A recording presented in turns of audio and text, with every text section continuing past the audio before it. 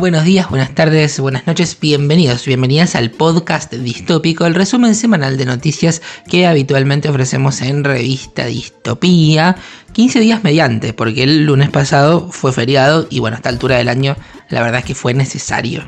Pero aquí estamos retomando nuestras abducciones tradicionales informativas.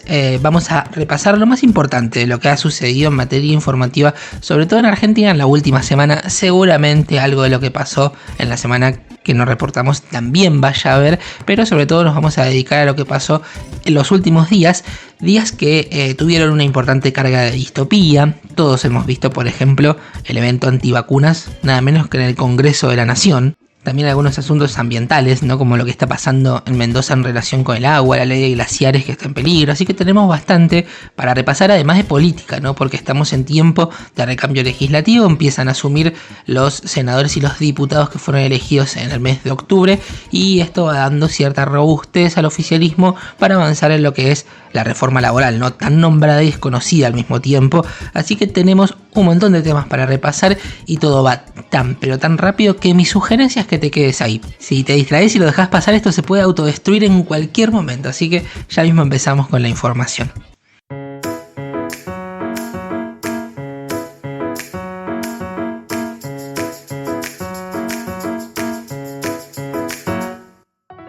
Bien, ahora sí empezamos con el podcast y uno de los temas más hablados por estos días tiene que ver con la AFA, ¿no? Con el Chiquitapia, con arbitrajes arreglados, con clubes favorecidos, con disputas de poder, con corrupción. La verdad es que a mí ese asunto me queda bastante lejos. Creo sí que el fútbol profesional por lo menos, anidan bastante de las toxicidades, ¿no? de cualquier sociedad. De repente no en los clubes de barrio. Los clubes de barrio son los que este gobierno quiere exterminar básicamente con sus medidas. Pero sí es muy notable que de lo que más se habla en este momento sea de la AFA y del Chiquitapia, cuando hay muchas otras cosas pasando por atrás, ¿no? O mejor dicho, por adelante. Pasa el elefante por la sala mientras hablamos del fútbol. Otro asunto muy notorio por estos días tuvo que ver con un evento antivacunas que se hizo nada más y nada menos que en la Cámara de Diputados de la Nación, es decir, en el Congreso argentino. Tuvo lugar un evento antivacunas. Esto fue organizado por una diputada, la diputada del PRO, Marilú Quirós, pero además contó con la autorización del presidente de la Cámara, de Martín Menem, y el espectáculo fue dantesco. Se había querido evitar, ¿no? Diferentes profesionales, especialistas, sociedades médicas, diputados y senadores de distintos bloques quisieron evitar que se haga este evento, ¿no? Porque realmente es escandaloso. Sin embargo, no lo pudieron evitar. Todos vimos el espectáculo dantesco, vimos al señor de la imantación, escuchamos las cosas que se dijeron ahí, y esto pasa además en un contexto en el cual la vacunación infantil en nuestro país se encuentra en su mínimo histórico. No hay dudas a esta altura del avance de la civilización que las vacunas salvan vidas. Podemos criticarle un montón de cosas a la industria farmacéutica, a la industria de los laboratorios, al capitalismo. El régimen capitalista actual, lo dijo Paul Preciado, es farmacopornográfico, ¿no? Lo tenemos recontra claro. Sin embargo, vayamos a decir a una persona con tuberculosis que de repente vacunarse no le salva la vida, ¿no? Lo que pasó con el coronavirus, las personas que estaban destinadas a no pasar el triage cuando había que elegir a quién darle una cama de hospital, vayamos a decirles que las vacunas no les salvaron la vida. Sin embargo, se hizo este evento, se hizo bajo la consigna que contienen realmente las vacunas COVID-19. Y la idea del debate serio, la verdad es que no duró. Todos empezamos a ver un espectáculo circense directamente, faltándole el respeto a la disciplina artística del circo, esto que digo, ¿no? Porque lo que vimos fue que activistas antivacunas y expositores que no tenían ningún respaldo repitieron un montón de temas que dicen siempre los antivacunas y que hasta hace poco tiempo parecían ser desacreditados por consenso. No hubo datos, no hubo intercambio real, hubo solamente frases que buscaban generar miedo, teorías conspirativas, anécdotas sacadas de las redes sociales, un montón de cosas de ese tipo. Vamos a escuchar un pequeño audio de un fragmento de este evento en el cual se presentaba la atracción principal, lo que todos vimos viralizado, que era el hombre que decía estar magnetizado por la aplicación de 2 dosis de la vacuna AstraZeneca. Vamos a escucharlo. Uno de los efectos que causa estas vacunas, ¿sí? Y esto no es grasa en la piel, señoras y señores. Esto le provocó la vacuna. A él no le sucedía esto. Y de esto no se habla. Esto se ríen a veces. Y yo quisiera saber qué dicen acá los médicos del Ministerio de Salud nosotros le llamamos magnetización, pero no sabemos si realmente es una magnetización. Él es jardinero, a él no le pasaba esto. 2 dosis de AstraZeneca, 2 lotes diferentes, que bueno, lo iba a mostrar, pero... ¿Y trajiste el otro? Bueno, esto, que nos expliquen qué es. ¿Esto se debe a los materiales que estamos encontrando adentro? Es increíble. Preguntan desde el auditorio si alguna vez fumigó los jardines donde trabaja. Dice que no. No. Parecía la ficcionalización de los milagros de los pastores a la medianoche. Realmente eso pasaba, nada más que en relación con las vacunas y en el Congreso de la Nación. Repito, la vacunación infantil en Argentina está en su mínimo histórico. Estamos con peligro de ver renacer enfermedades que se consideraban extintas en Argentina, y eso había sido un logro colectivo muy importante para nuestro país. Además de estas exposiciones, entre las oradoras estuvo Chinda Brandolino, una médica conocida por difundir teorías falsas sobre vacunas y sobre salud pública. Y hubo discursos de todo tipo. Hablaron de control poblacional, de material genético alterado. No hubo referencias verificables, no hubo estudios científicos probados, solamente frases conspiranoicas. Eso es lo único que vimos. En la última edición del podcast le dedicamos la noticia distópica, ¿no?, a este asunto de las vacunas y los discursos antivacunas, y hablábamos de distintos elementos que van configurando un escenario preocupante, ¿no? En principio el efecto burbuja de las redes sociales, en este tiempo de algoritmos que gobiernan básicamente, ¿no?, en el cual si antes se podía aislar un discurso, en este momento cualquier persona que piense cualquier cosa puede encontrar en las redes sociales un minúsculo grupo de gente que crea lo mismo, y a partir de ahí eliminar o bloquear toda chance de refutación de ese discurso a todas vistas incongruente, ¿no? Son las famosas sociedades narrow-minded o de mentalidad estrecha vinculadas con este tiempo de algoritmos. Pero por otro lado también tenemos que hablar del discurso de la libertad individual, ¿no? Cada uno decide qué hacer y no importa la consecuencia para el conjunto. Claramente la vacunación es un acto colectivo. Este año murieron 7 nenes por tos convulsa. Ninguno tenía el esquema completo, ni hubo inmunización en el embarazo de las mujeres que los tuvieron. Los datos no son opiniones, son vidas perdidas por falta de cobertura de vacunación. Y sí, el Estado es el que tiene que asegurar que esos estándares se vayan cumpliendo, así que tiene que promover la salud pública básicamente. Y en este momento en el que todo queda fuera por la motosierra, evidentemente demasiada atención a que estas cosas sucedan no se le está prestando. El Ministerio de Salud libertario terminó emitiendo un comunicado diciendo que las vacunas son seguras y que salvan vidas, pero para este entonces el daño ya estaba realizado, ¿no? Una diputada aliada del gobierno hizo un evento antivacunas en el Congreso de la Nación, un evento que no tuvo ningún sustento, que no fue nada serio, que fue bastante ridículo. Lo hizo con la autorización del presidente de la Cámara de Diputados de la Nación, de Martín Menem.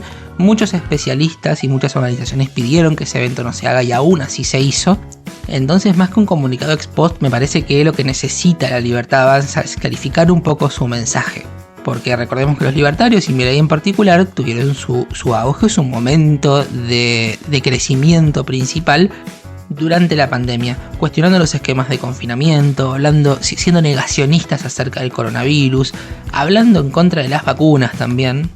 Entonces resulta un poco contradictorio, ¿no?, que ahora emitan un comunicado porque se armó un despelote bárbaro, cuando ellos dejan suceder esas cosas, o mejor dicho, está en su génesis que este tipo de cosas pasen.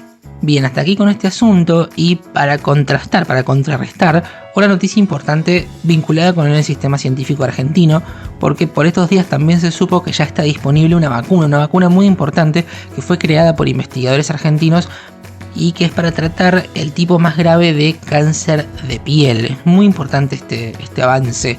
Estos científicos del CONICET trabajaron durante décadas, lograron una vacuna con una eficacia del 72.8% en ensayos clínicos, y esto está por encima de otros tipos de tratamiento, ¿no?, la quimioterapia tradicional y demás. Y esto marca que Argentina tiene ahora un hito histórico en materia de avance científico. Vacimel es el nombre de este desarrollo, se aplica bajo prescripción médica oncológica en centros especializados. Hay específicamente un hospital que la está aplicando. Se diferencia de las vacunas tradicionales porque está diseñada para tratar a quienes ya fueron diagnosticadas con melanoma en estadios tempranos. y el discurso científico está siendo bastante vapuleado, además de atacado directamente desde el Estado argentino. Sin embargo, estas cosas pasan y también tenemos que resaltarlas. Ahora sí, cambiamos de tema, vamos estrictamente a la política, y por estos días está realizándose el recambio legislativo, ¿no? Hasta el 10 de diciembre tienen mandato los actuales senadores y diputados, después se recambian las cámaras conforme los resultados de las elecciones del mes de octubre, y en el Senado ya se hizo la jura de los senadores. La presidenta de la Cámara, Victoria Villarruel, tomó juramento a 23 senadores electos el 26 de octubre. Hay una jura en cuestión, la de la rionegrina Lorena Villaverde, que está acusada de tener vínculos con el narcotráfico, que se pospuso y su pliego va a volver a la Comisión de Asuntos Constitucionales. Sería interesantísimo analizar en serio las habilidades de esta senadora electa para asumir, ¿no? Porque en principio es bastante grave de lo que se la investiga. Y hubo en esta jura, en la jura en el Senado, un cruce interesante, sobre todo porque me parece que es un preludio de algo que va a pasar bastante en los siguientes años, porque fue un cruce entre Victoria Villarruel y Patricia Bullrich. Villarruel es la vicepresidenta de la Nación, ella no está en buenas relaciones con Javier Milei, lo hemos venido contando, y ahora Patricia Bullrich, que es una de las personas más cercanas del presidente, es senadora, va a ser presidenta del bloque de La Libertad Avanza, y ya podemos ver las fricciones, ¿no? Porque el gobierno va a buscar desgastar el poder de Villarruel a través de Patricia Bullrich. Bullrich se estuvo quejando de que no pudo dar discursos, de la cantidad de familiares que llevaron, unos berrinches hizo realmente, y Victoria Villarruel le respondió marcando que ella es la que conduce la sesión, ¿no? Vamos a escuchar este cruce, en realidad la devolución de Villarruel, y yo creo que va a ser el preludio de bastantes interacciones de este tipo. Yo les pido, nosotros habíamos acordado en el día de ayer, todos los bloques presentes en reunión con los presidentes de bloque, que no iba a haber discursos ni ninguna intervención en la sesión de hoy.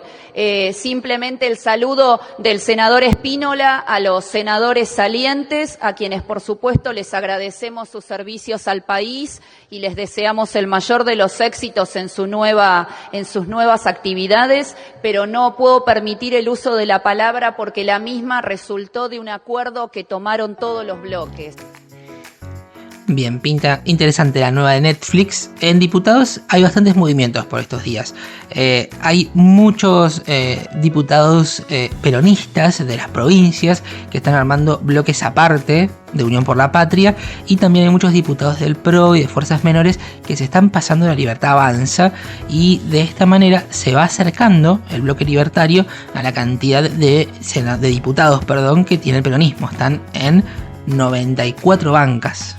Los libertarios y se acercan al PJ y podrían ser primera minoría. ¿Qué significa esto? Poco, realmente, después hay que conseguir las mayorías necesarias para sancionar leyes, pero sí sería bastante simbólico, ¿no? Porque el peronismo está en su piso histórico desde hace muchos años en representación legislativa. También, más allá de lo simbólico, esto es importante porque los diputados que se van abriendo, que se van acercando a la Libertad Avanza, y algo tendrán para ganar, y si son de las provincias probablemente haya una negociación ahí. A todo esto tenemos nuevos ministros de Defensa y de Seguridad, es importante esto. En Seguridad asumió Alejandra Monteoliva, ¿no? que es una persona muy vinculada con Patricia Bullrich, va a seguir sus lineamientos en el Ministerio de Seguridad. Y en Defensa está la novedad más grande, porque Carlos Alberto Presti va a ser el ministro de Defensa. Él va a reemplazar a Luis Petri, que también va a ser legislador a partir del 10 de diciembre. Y es importante este último caso que mencioné porque es la primera vez desde el regreso de la democracia que un militar queda a cargo del Ministerio de Defensa. Presti es jefe de Estado Mayor del Ejército, parece ser que no va a dejar ese puesto y que va a asumir de uniforme. Hay diputados opositores que dicen que la ley impide que asuma a alguien que no sea civil. Sin embargo, La Libertad Avanza no creo que le preste demasiada atención a esto, y sí me parece muy simbólico, ¿no? Vamos a ver un militar como ministro, con traje de militar, algo que no veíamos desde el regreso de la democracia. Bien, nos queda todavía un bloque económico con varias novedades, tenemos todavía mucha información, pero vamos ahora con el pequeño corte que habitualmente hacemos en el podcast distópico. En este espacio yo te recuerdo que estás en la abducción noticiosa de Revista Distopía. Este podcast forma parte de una propuesta más integral que tenemos desde Revista Distopía, medio totalmente autogestivo, que busca básicamente relatar este tiempo tan distópico que nos toca transitar. Además tenemos un newsletter con notas que podés leer todos los sábados, cambiamos de día, antes de los miércoles, ahora sale los sábados, es gratuito, solamente tenés que estar suscrito desde nuestra página. Así que también contamos con esa propuesta, ¿no? Con un newsletter. También publicamos reels en redes sociales, tenemos contenido para redes y vamos siempre encontrando alguna que otra manera de relatar este tiempo distópico.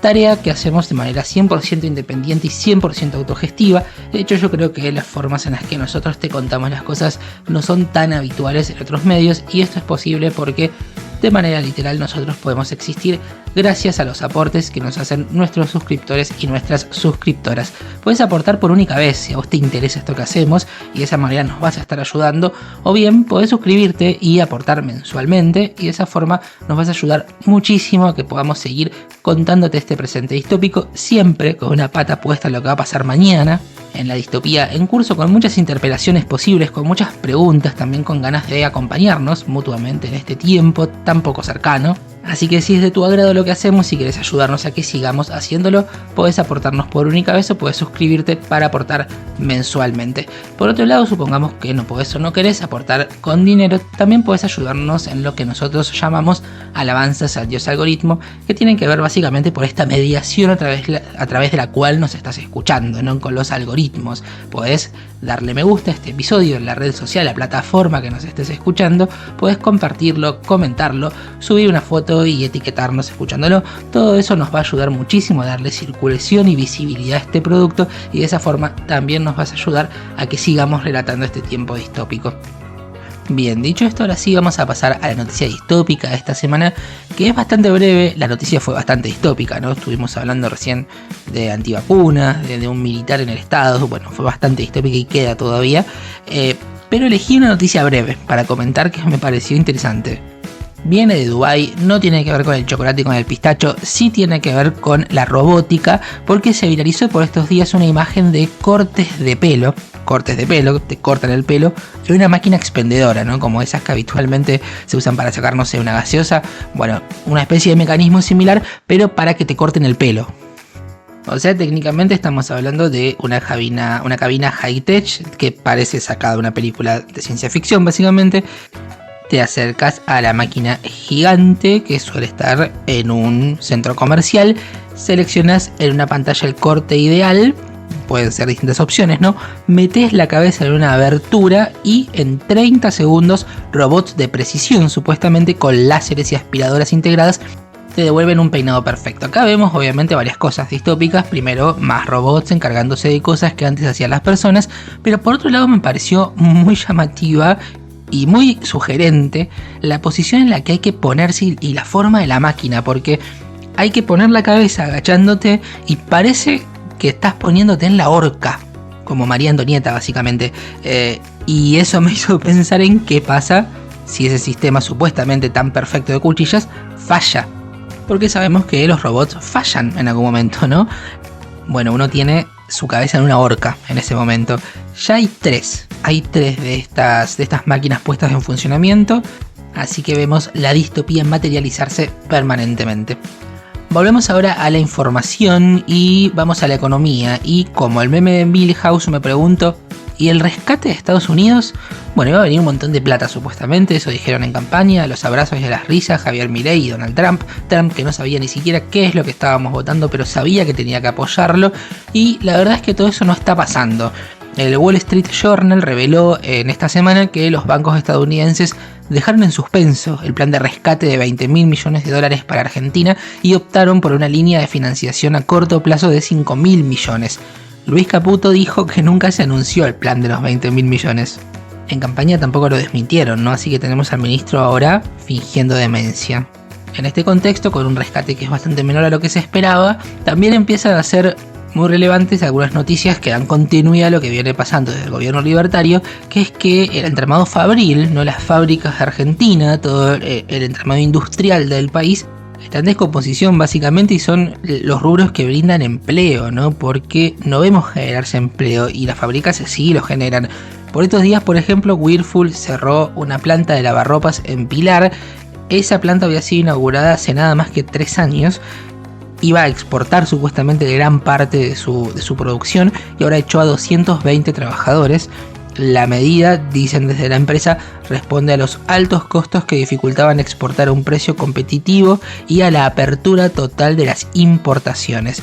El secretario de la UOM, Abel Furlan, dijo que vamos a contramano del mundo, que Argentina va a ser tierra arrasada, y el presidente de la UIA, de la Unión Industrial Argentina, Martín Rapalini, dijo que producir en el país es entre un 25 y un 30% más caro que en Brasil.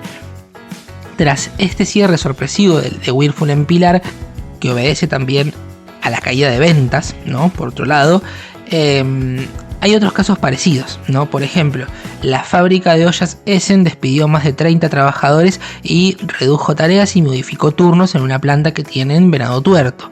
Frávega cerró de golpe su local en Temperley, algo que ya había hecho hace poco también en Pergamino. La metalúrgica Cramaco dejó de fabricar en Santa Fe y va a vender productos importados. Corben, un autopartista, también confirmó ajustes en su personal. Un mayorista en Bahía Blanca, Diarco, también cerró sorpresivamente su planta. Está pasando mucho. Entonces llama la atención porque uno no ve un gobierno que esté aspirando a que eso no suceda. Por otro lado, sí crece, por ejemplo, la minería. En los primeros 10 meses del año, las exportaciones mineras fueron de 4.870 millones de dólares. Es un récord histórico. Caputo además dijo que esto recién empieza, ¿no? Ellos evidentemente quieren que a través de las inversiones mineras y demás se genere empleo. Yo no sé si eso va a pasar. Y también crece la intermediación financiera en el país, ¿no? La timba, básicamente. Lo que no crece son los salarios. Los salarios están bastante detenidos. Por ejemplo, el Consejo del Salario Mínimo se reunió por estos días, pero no hubo acuerdo. Con el apoyo de la CTA de los trabajadores, la CGT busca elevar el salario mínimo, que hoy es de 322.200 pesos, a 512.000, y de ahí en abril que pasa a ser 553.000 pesos. La CTA autónoma, la otra CTA, exige llevarlo a 736.000 y las propuestas de las cámaras empresariales fue que aumente 4.000 pesos. Y llevar el salario mínimo, atención, a 349.000 pesos recién en abril. Obviamente esta propuesta para los gremios fue insultante, no hay consenso, el encuentro pasó a un cuarto intermedio. Seguramente el gobierno va a decidir por decreto, creo que queda una reunión más que probablemente sean estos días, pero no va a haber consenso y el salario mínimo va a seguir atrasadísimo. También una noticia relacionada con salarios. Las empresas de colectivos que circulan en el AMBA, el área metropolitana de Buenos Aires, le informaron al gobierno que van a pagar los salarios de noviembre en tramos y el aguinaldo en 6 cuotas. El argumento fue que el sistema de transporte público está al borde del colapso. Esto lo hicieron a través de una carta firmada por los presidentes de las 5 cámaras del sector y alegan una gravísima coyuntura económica, financiera y operativa que atraviesa el sector del transporte automotor de pasajeros en todo el país y aseguran que se les hace imposible sostener en tiempo y forma el pago íntegro y contemporáneo de las obligaciones salariales del personal. Mientras tanto sobrevuela el fantasma de la reforma laboral. Están circulando algunos borradores, ¿no?, que hablan sobre temas que hemos repasado en el podcast, como las vacaciones, la jornada, las indemnizaciones y demás. Cristian Ritondo, diputado del PRO muy cercano a la Libertad Avanza, confirmó que van a adelantar la presentación del proyecto.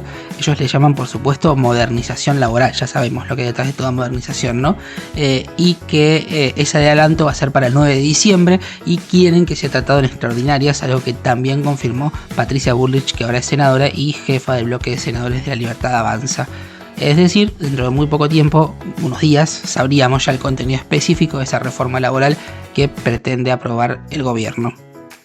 En el ámbito de las privatizaciones, el gobierno anunció que va a entrar una inversión, lo vendieron así, ¿no?, como un ingreso a una inversión de 685 millones de dólares por la privatización de las 4 principales represas hidroeléctricas ubicadas en la región del Comahue, sobre los ríos Limay y Neuquén. Es una de las fuentes de divisas que espera el gobierno para reforzar reservas. Hablando de agua, justamente, algo muy importante que pasó en Mendoza. Con 36 votos afirmativos y 3 en contra, la Cámara de Diputados de Mendoza aprobó la declaración de impacto ambiental del proyecto minero San Jorge. Hay un masivo rechazo popular a este proyecto, pero el gobierno de Cornejo avanza en la agenda extractivista y se espera que en esta primera semana de diciembre, el Senado le dé sanción definitiva. Mientras transcurría la sesión, miles de personas se concentraron en la puerta de la legislatura para manifestar su rechazo al proyecto. Hay impugnaciones populares, pero también hay observaciones de científicos y especialistas que advierten el riesgo para el agua, la flora y la fauna de San Jorge. Mendoza es una provincia muy complicada con el agua. Por otro lado, trabajadores y trabajadoras del CONICET hablan también de un hecho grave de censura después de que la dirección del organismo diera de baja un comunicado donde especialistas advertían sobre puntos poco claros del proyecto votado. Así que la situación está tensa y Mendoza está tomando decisiones contrarias a la protección del agua y a favor del extractivismo minero. Hablando de agua, justamente este 4 de diciembre, es decir, este jueves, hay una gran acción plurinacional en defensa de los glaciares. El objetivo es proteger, ¿no?, a los glaciares y las zonas periglaciares, que son fuentes de agua dulce y reguladora del clima. Sabemos que Javier Milei quiere cambiar la ley de glaciares, quiere que no sean más zonas protegidas, quiere que cada provincia decida si se pueden llevar adelante proyectos mineros en esas regiones, y obviamente eso representaría un profundo retroceso. Desde el lado del activismo tenemos que hablar del 38º Encuentro Plurinacional de Mujeres, Travestis, Trans, Lesbianas, Intersex y No Binarias, que se desarrolló en Corrientes del sábado 22 al lunes 24 de noviembre. Se calcula, atención, se calcula que asistieron cerca de 90.000 personas de todo el país. Mujeres y diversidades, como todos los años, se debatieron en talleres, marcharon por la implementación del aborto legal y en contra de los femicidios y travesticidios, y obviamente llevaron la lucha transfeminista a la provincia, en este caso del litoral. En esta edición también se decidió cuál va a ser la siguiente sede después de la lectura de las conclusiones, y por aplausómetro se determinó que Córdoba va a ser la ciudad que albergue el 39º Encuentro Plurinacional, que va a tener lugar el próximo año. Justamente hablando de temas de género y de Córdoba, 2 policías fueron detenidos por un crimen brutal de un joven, Samuel Tavares, de 34 años. Hubo un procedimiento policial en Villa Parque Siquiman, en la provincia de Córdoba, y los efectivos están acusados de haber golpeado a Tavares el domingo 23 de noviembre en una garita de colectivos sobre la ruta 38. Él volvía a trabajar y los testigos cuentan que lo insultaron, lo agredieron, le pegaron, lo tiraron, que le pegaron patadas, le dijeron puto de mierda, entre otras cosas, y murió. Hay 2 personas imputadas, pero recordemos que los discursos de odio generan este tipo de consecuencias, tienen consecuencias bien plausibles en la vida de las personas. Así que no quería dejar pasar este tema. Finalmente, una efeméride: hoy es el Día Internacional de la Lucha contra el VIH. Hay actividades de concientización en todo el país y también testeos gratuitos en distintos puntos de Argentina.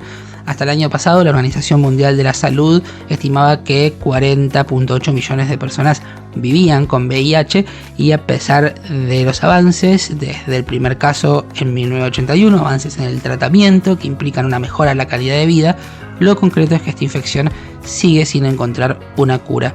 El 98% de los casos de VIH son por falta de protección. Las infecciones de transmisión sexual, además, en este momento registran picos históricos en Argentina. No tenemos Ministerio de Salud presente. Por otro lado, lo decíamos hace un ratito acerca de las vacunas. Naciones Unidas habla del Día Mundial del SIDA y propone el lema 0 muertes por SIDA en 2030 como campaña para sensibilizar y promover la aceleración de acciones para lograr la eliminación de esta enfermedad en 5 años, objetivo que parece bastante pretencioso, ¿no? Pero sí me parece importante recordar que hoy es el Día Internacional del SIDA, que es importante hacerse los testeos y tener en cuenta que se previene con la protección. Dicho esto, ahora sí llegamos al final del podcast distópico de esta semana. Si llegaste hasta acá, te agradezco mucho. Mi nombre es Lautaro Peñaflor Zangara y nos volvemos a encontrar en la próxima abducción noticiosa de Revista Distopía el próximo lunes. Espero que tengas muy buena semana.